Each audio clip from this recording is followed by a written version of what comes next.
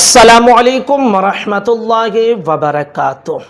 अल्लाह के मुक़द्दस पैगम्बर हज़रत दाऊद अलैहिस्सलातु व तस्लीम की ये ख्वाहिश थी, ये तमन्ना थी कि आप एक मस्जिद बनवाएं जिसे मस्जिद अक्सा कहा जाता है, उसी मस्जिद के हवाले से। चूँकि उसी ज़मीन पर हज़रत मूसा अलैहिस्सलातु व तस्लीम आकर इबादत किया करते थे, तो हज़रत दाऊद का ये ख़याल था कि इस इलाक़े में एक मस्जिद की तामीर करवा दी जाए।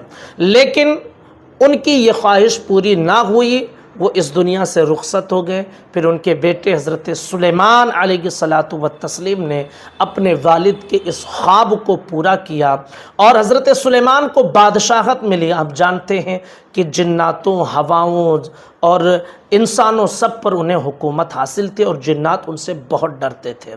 मस्जिद अक़सा की जो तामीर हुई थी वो दरअसल जिन्नातों ने की थी और उस काम के देखभाल के लिए हज़रत सुलेमान अलैहिस्सलातु व तस्लीम अपने असा पर टेक लगाए इस तरह खड़े रहते थे। चूँकि सुलेमान से डरते बहुत थे जिन्नात लोग, इसलिए वो लोग जो है जब तक हज़रत सुलेमान खड़े रहते थे वो लोग वहाँ से जाते नहीं थे। तो हज़रत सुलेमान अलैहिस्सलातु व तस्लीम उस पर टेक लगाए उस काम को देखा करते थे और जिन्नात भागते नहीं थे। उसी हालत में हज़रत सुलेमान को मौत आई और 10 साल तक आप उसी आसा पर टेक लगाए खड़े रहे। जिन्नातों को यह लगता था कि ये हमारे काम देख रहे हैं और फिर वो लोग जल्दी जल्दी काम करते थे। जब उनकी लकड़ी को दीमक ने खा लिया और उसमें घुन लग गया तो फिर वो लकड़ी टूटी, सुलेमान गिर गए, तो जिन्नातों को पता चला कि इनका इंतकाल हो चुका है। तब तक उस मस्जिद की तामीर हो चुकी थी। उस वक्त तक उसे मस्जिद अक़सा नहीं कहा जाता था, बल्कि यहूदी उसे फर्स्ट टेम्पल, हैकल सुलेमानी कहते थे उसे। सुलेमान अलैहिस्सलातु व तस्लीम की कुर्सी वहीं पर लगती थी और चूँकि यहूदी ये जादूगरों के पीछे बहुत भागते थे, इसलिए जादूगरों के सारे राज को उन्होंने छीन लिया था और अपनी कुर्सी के नीचे उसे दफन कर दिया था। इराक़ का एक ईसाई बादशाह था जो यहूदियों का बहुत बड़ा दुश्मन था। उसने पूरे हैकल को तोड़ डाला था और सिर्फ एक दीवार बाकी थी जहाँ पर ये यहूदी अब भी जाकर रोते गिड़गिड़ाते हैं, इबादत करते हैं, चूमते हैं, पूजा पाठ करते हैं, जिसे दीवारें गिरिया कहा जाता है और उसे वेस्ट वॉल भी कहा जाता है। फिर ईसाइयों से यहूदियों ने उस ज़मीन को हासिल कर ली। फिर टाइटस का ज़माना आया जो बहुत बड़ा ईसाई कमांडर था, उसने यहूदियों की जानें ली और उस ज़मीन को अपने अंडर में लिया और सेकंड वहाँ पर एक तामीर करवाई जिसे सेकंड टेम्पल कहा जाता है। फिर हज़रत उमर रज़ियल्लाहु ताला अन्हु का ज़माना आया तो हज़रत उमर रज़ियल्लाहु ताला अन्हु के एक छोटे लश्कर ने उस इलाक़े को फ़तेह किया और बग़ैर किसी जंग के उमर की दहशत की वजह से ईसाइयों ने सारे ख़जाने और चाबियाँ ये हज़रत उमर के हवाले कर दी थी। हज़रत उमर ने वहाँ पर अज़ान दिलवाई, ज़ुहर का वक्त था, फिर आपने नमाज पढ़वाई और वहाँ पर मस्जिद अक़सा की तामीर होती है और फिर ये मुसलसल मुसलमानों के अंडर में ही रहा। जब फ़ातिमी दौर आया तो फ़ातिमी खलीफा जो थे वो कमज़ोर थे, ईसाइयों ने घुसपैठ किया और ईसाइयों ने घुसपैठ करके फिर से उस मस्जिद अक़सा की जो ज़मीन थी उसे हथिया लिया और तकरीबन 87 साल तक उस पर कब्ज़ा किए हुए रहे।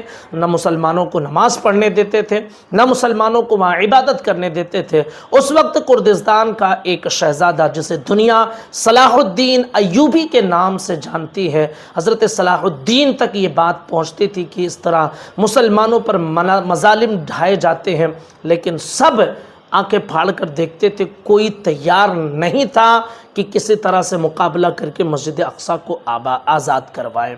उस वक्त हज़रत सलाहुद्दीन अय्यूबी ने एक मिंबर तामीर करवाई थी और कसम खाई थी कि इंशाअल्लाह इसे ज़रूर आज़ाद करवाऊंगा और इसी मिंबर को वहाँ रखूँगा और इसी पर खड़े होकर खुतबा देकर दुनिया वालों को पैगाम दूँगा। जानते हैं हज़रत सलाहुद्दीन अय्यूबी रज़ियल्लाहु ताला अन्हु, अल्लाह ताला उनकी मरकद पर गोहरबारी करे, करोड़ों नाम हो उन पर जिन्होंने जाबाजी के साथ ईसाइयों से मुकाबला किया। जंग की शुरुआत हुई, जानते हैं, जो रोड मैप नक्शा तैयार करवाया था सलाहुद्दीन अय्यूबी ने, تو ان کا مشن یہ تھا کہ وہ 2 سے 3 سالوں کے اندر اندر فتح کر لیں گے فلسطین کے علاقے کو اور مسجد اقصیٰ کو آزاد کروا دیں گے۔ لیکن جانتے ہیں مسلمانوں کی سب سے بڑی کمزوری یہ ہے کہ خود مسلمانوں کے اندر ہزاروں کروڑوں غدار بیٹھے ہوئے رہتے ہیں، اور جس کا سامنا صلاح الدین ایوبی کو ہوا تھا۔ تقریباً 18 سال لگ گئے تھے ان دشمنوں سے جو اندرونی طور پر مسلمان بن کر بیٹھے ہوئے تھے اور مسلمانوں کے اندر ہی در اصل باتیں لیک کر کے مسلمانوں کے اندر توڑ پھوڑ کر دیا کرتے تھے۔ صلاح الدین ایوبی نے سب سے پہلے ان سے جنگ کی، ان کا صفایا کیا، ان کو ختم کیا، اور 18 سال لگ گئے۔ پھر اس کے بعد میں تقریباً 20 سپٹمبر کو فلسطین کے حصے کا، مسجد اقصیٰ کے حصے کا محاصرہ شروع کیا، اور 2 اکتوبر کو آپ نے اسے آزاد کروا دیا۔ کتنا کم وقت لگا، لیکن 18 سال لگ گئے غداروں کی صفائی کرنے میں۔ تو سب سے زیادہ تو مسلمانوں نے ہی دھوکہ دیا ہے۔ پھر حضرت صلاح الدین ایوبی نے اسے آزاد کروایا، اور مسلسل یہ مسلمانوں کے انڈر میں ہی رہا،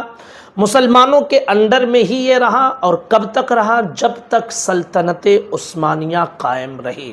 سلطنت عثمانیہ کو جب ختم کیا گیا، سلطنت عثمانیہ کو کمزور کیا گیا، اور دھیرے دھیرے وہاں پر یہودیوں کو بسایا گیا، پھر یہودیوں نے دھیرے دھیرے فلسطین کے اس حصے پر قبضہ کیا، اور آج مسجد اقصیٰ کے اس حصے پر دراصل یہودیوں اور اسرائیلیوں کی ہی آرمی گردش کرتی ہے، اور انہی کے انڈر میں کہنے کو تو یہ ہے کہ جارڈن اس کے دیکھ بھال کر رہا ہے، لیکن سب کچھ اسرائیلی کر رہے ہیں۔ تو یہ تھی فلسطین اور مسجد اقصیٰ کی پوری ایک مختصر تاریخ جو ہم نے آپ کے سامنے رکھ دی ہے۔ میں سمجھتا ہوں کہ فلسطین اور اسرائیل کے درمیان جو کچھ چل رہا ہے اس کو سمجھنے کے لیے یہ ویڈیو آپ کے لیے بہت اہم اور کارگر ثابت ہوگی۔